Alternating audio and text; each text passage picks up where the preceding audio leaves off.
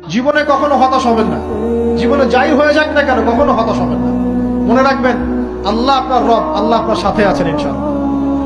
এই সমাজ আপনাকে যেভাবে শেখায়, কিভাবে শেখায়, এই যে স্কুল, কলেজ, ইউনিভার্সিটি, চাকরি, বিয়ে, সন্তান প্রতিপালন, আর তারপর ইন্না লিল্লাহি ওয়া ইন্না ইলাইহি রাজিউন, এই তো শেখায় নাকি?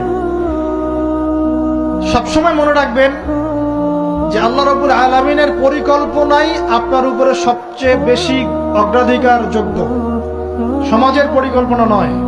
পরিবার আপনাকে চাপ দিচ্ছে, চাকরি পাস না, পড়াশোনা করিস না, হ্যাঁ পড়াশোনায় কেন তুই 80 নম্বর পাইলি না, কেন চান্স পেলি না, কবে চাকরি পাবি, কবে আমাদেরকে দেখবি, খাওয়াবি, পড়াবি, এই যে চাপগুলো চারপাশ থেকে আসে কিনা, এতে করে অনেক যুবক দেখা যায় মাদকাসক্ত হয়, অনেকে দেখা যায় আত্মহত্যা করছে ইদানিং, করছে কিনা ভাই? এই শব্দটা থেকে আমি এই পয়েন্টটা আজকে লিখেছিলাম যে ভুলেও আল্লাহর প্রতি বিশ্বাস এবং তাওয়াক্কুল হারাবেন না।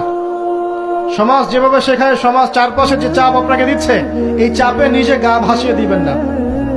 আপনি আল্লাহর কাছে দোয়া করবেন, আল্লাহর কাছে পথ চেয়ে নিবেন এবং আল্লাহর প্রতি তাওয়াক্কুল ভরসা করবেন, কখনো আত্মহত্যার পথ বেছে নিবেন।